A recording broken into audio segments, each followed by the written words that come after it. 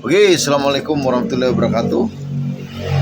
Kita akan bicara sedikit tentang dunia persahaman yang kita ngumpulin dari 500 perak, 100 perak, 1 perak dan sebagainya. Nah, sahabat-sahabat sekalian, yang paling fenomenal sekarang atau yang lagi ada pernyataan daripada Pak Prabowo sebagai presiden kita ini ya, kita baca ya.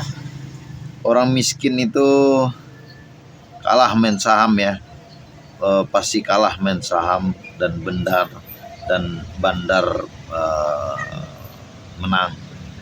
Sebenarnya ini sahabat-sahabat sekalian, ini rasa tanda sayang dari Pak Prabowo kepada rakyat Indonesia.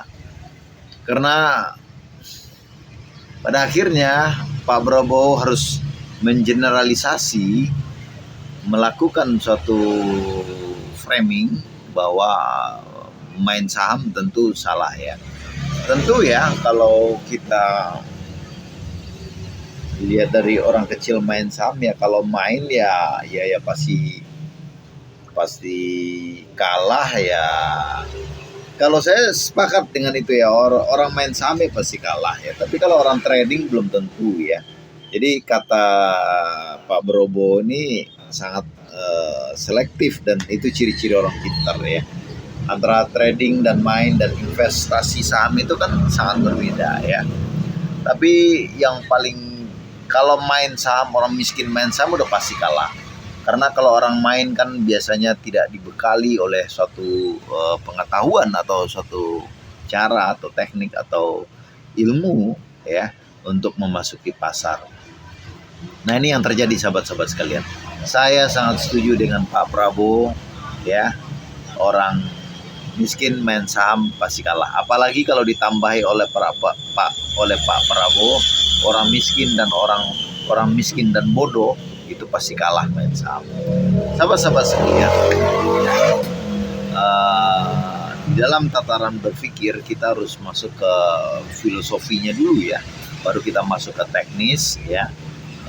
Kita tahu bahwa suatu ketika ya, bagaimana harusnya kita masuk ke dunia saham ya, atau dunia trading atau dunia investasi atau dunia sesuatu yang kita jalankan yang kita anggap bisa menghasilkan. Adalah kita ingat aja teori-teori perang daripada Sun Tzu ya, bahwa jangan masuki perang yang tidak kamu ketahui ya.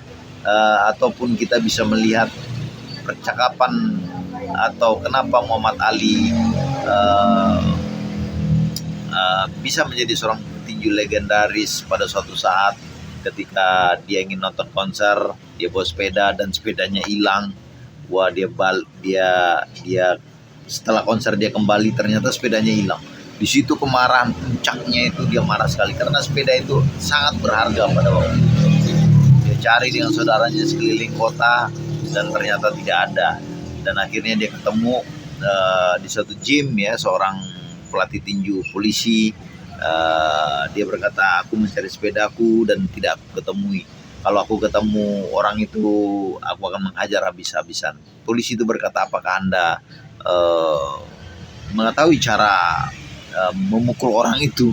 Muhammad Ali menjawab, tidak tahu. Kalau tidak tahu, kamu harus belajar dulu untuk menghajar orang itu. Kamu harus tahu caranya dulu untuk menghajar orang itu, baru kamu boleh menghajar dia. Nah, sahabat-sahabat sekalian, ya, dunia capital market ini kan dunia gelap ya. Dunia gelap dalam arti kata, saya bicara bahwa ilmu-ilmu gelap itu kan tidak semua orang yang harus bisa menguasai atau tidak semua orang bisa di-sharing ya. Karena itu sangat berbahaya bagi stabilitas daripada orang-orang super kaya, sehingga orang-orang kaya itu nggak boleh bertambah, orang-orang super kaya itu nggak boleh bertambah pada dasarnya.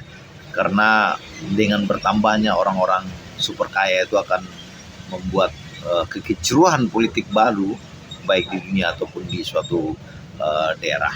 Sahabat-sahabat sekalian, dunia gelap ini salah satu adalah capital market, sehingga tidak semua orang boleh memasuki area itu Dan kalau orang masuk ke area itu tanpa panduan, dia akan dihajar dan ditenggelamkan oleh market.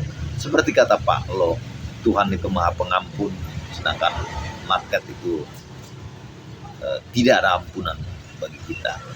Thank you. Demikian